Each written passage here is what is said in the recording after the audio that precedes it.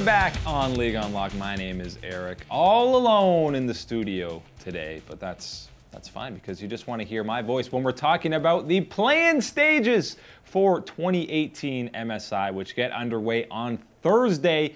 Group A action with 8 teams facing off in a group stage for the right to get to the knockout stage to play against either Flash Wolves or EVOS Esports. And now most of these teams, in fact, all these teams are a lot lesser known than the major regions, the guys that have already locked up their spot in the main draw. So it's time to go through these teams and give you a player to watch for each of the 8 teams in the group stage that's coming up on Thursday, like I said. So let's just go down the list, starting with Group A. We're talking about Gambit Esports, and you got to look for their new AD carry, Lodic, who just came in for the last couple of games in the regular season and the playoffs, and Gambit just happened to go 8-2 with him in the lineup. These are his playoff numbers. First across the board among AD carries. If you recall back to the Worlds play-ins last year, their AD carry Blasting, who was with them for the majority of the regular season, this split, was one of the main hindrances with the team. He got completely outclassed in pretty much every bot lane matchup. Now, really, the whole team got outclassed across the board. So it's not really only Blasting's fault, but maybe they can put a better performance with Lodic in the starting lineup for them going into this group stage. They're probably, right now, I kind of have them pegged as the second best team in Group A. We'll see what kind of performance they can put up going forward, but that's the guy to check out to see how he fits in with the new team. He looked pretty good so far in the LCL playoffs for them. Let's go to KLG, Chaos Latin Gamers. We're talking about Tierwolf in the jungle. This is the guy to look out for on this squad. He's been with the team for a couple of years now. He was there with them in the play-in stages last year. Again, the theme with a lot of these teams is you'll recognize them from the play-ins for Worlds 2017 last year. He's got a few weird picks that he goes with in the jungle. Had a couple of Ivern games, which is his main pick that you're kind of like, well, that's not that meta, but he's been playing it a few times.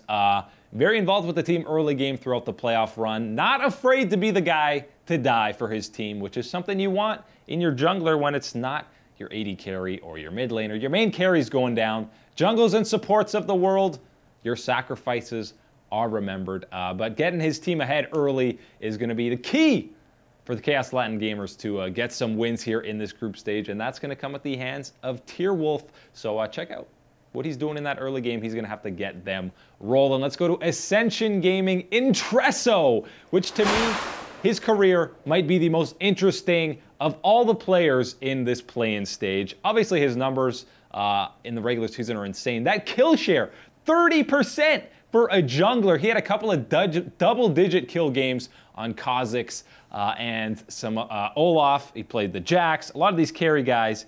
But the most interesting thing for me is, why is he so used to playing these carries? Well, let's just go through his career real quickly. 2014 summer, he played support. Okay, support, jungle, kind of comparable. A lot of guys do that. 2016, he played top. Played the top lane. He played on Bangkok Titans, he played top lane. 2017, he switched to mid lane again for Bangkok Titans. And now in 2018 Ascension, he's playing the jungle role. This guy has played 4 out of the 5 roles in League of Legends competitively, which is absolutely insane. And he's been pretty decent on all of them. He's one of the best junglers in the league in the GPL this split. So for that reason alone, this is the guy you got to be checking out. And 30% kill share, again, for a jungler is absolutely insane. That's 80 carry and mid lane levels. So almost a third of the team's kills is pretty impressive. And the fact that this guy's played 4 roles means he is definitely the guy to be checking out for Ascension Gaming. Final team in Group A, and the big favorites to get out of this squad. This group for me is Rainbow 7, and the guy to watch is Sia in that mid lane. Syndra has been a go-to pick for him, even when she wasn't that meta. He's been popping off on that champion. He was fantastic for them in the playoffs. 12.1 KDA is pretty absurd. He was dumpstering people in lane, plus 13 CSD at 15. This guy's been around with the team since 2013. Obviously, he's played on both the LLN servers and he played on the NA servers. You saw him around the challenger scene a lot. A lot of the high ELO streamers. This guy's been a present force there. He's been playing competitive for a very long time. Another guy to make sure you're watching off of Rainbow 7 is White Lotus. He didn't play during the 2018 split, but his ban has been lifted. He's coming to MSI. You remember him from the World's Play-In Stages. The guy was an absolute animal, getting a pentakill and keeping up with some of the best bot lanes and the tournament. So they only get better with him in the lineup. We'll see if their dominance in the Latin North America scene can translate over to 2018 MSI. Let's move on to Group B, where you have got the likes of Xantins in the top lane on Kaboom Esports. Obviously, this Kaboom team is very different than the 2014 that upset Alliance, but Xantins in that top lane is the guy to be checking out. Why? Because he does not play tanks. This guy is a carry top laner. He has 1 game of Cho'Gath and 1 game of Trundle. Other than that, champions he's been playing, busting out Rumble. Nobody plays Rumble anymore. He's 6-0, a combined 6-0 on the likes of Jace and Vladimir.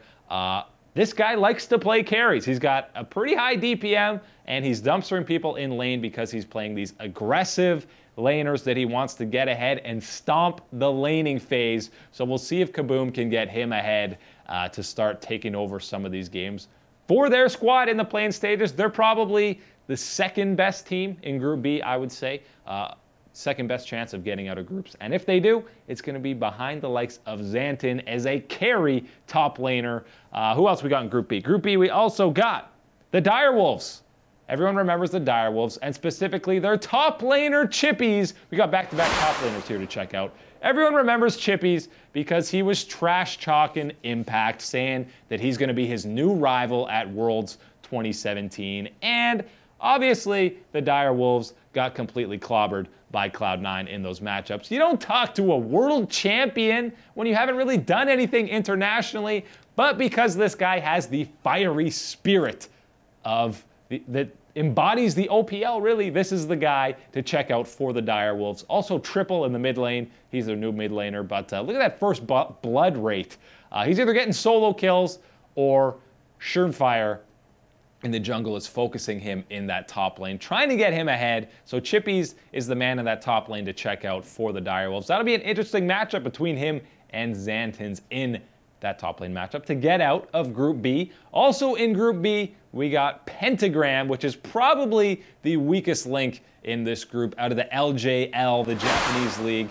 And the man to watch is in that mid lane, Ramune, who you will remember from Rampage, formerly in the Worlds 2017 play-in. He's one of only 2 remaining members from that Rampage squad, and he's got a pocket pick of Vel'Koz. Love seeing Vel'Koz in the top lane. Hate playing against it because I can't do geometry and it's impossible to dodge any of his skill shots. But Ramune is the guy to check out in that mid lane. Most consistent player for Pentagram. Again, they were only 6-4 in the regular season and upset 10-0 Detonation Focus Me in the finals. So make sure you're checking out Ramune in that mid lane. And the final team player to watch in Group B comes from the heavy favorites to get out of that group, BAU Supermassive, and its former Jin Air support Snowflower, who went absolutely nutty in the finals against Royal Bandits. He was playing the playmakers, Thresh, Morgana, he had the Rakan. When he's on those playmaking supports, he can single-handedly carry a game, maybe even a series. I know there's no series in these group stages, but the man who used to play with Teddy on Jin Air and looked like he had so much potential over in the LCK, he's over in Turkey now. They're winning titles left, right, and center, and he looks fantastic. He looks like he's got the potential that we saw from him on the Jin Air Green Wings, and now he's doing it in Turkey, and we'll see if he can perform at the international level. But I think Supermassive are not only the favorites to get out of groups, but the favorites to have an upset. Maybe if they meet up against Flash Wolves, they have a chance to take them down and get to the main group stage in MSI 2018, which would be very interesting. But those are your 8 players to look out for in the upcoming play-in stages, which take place again on Thursday. They'll be starting in the morning Eastern Standard Time, and we'll have highlights to go over them. But that's all the time for today. My name's Eric. Thank you guys very much for watching.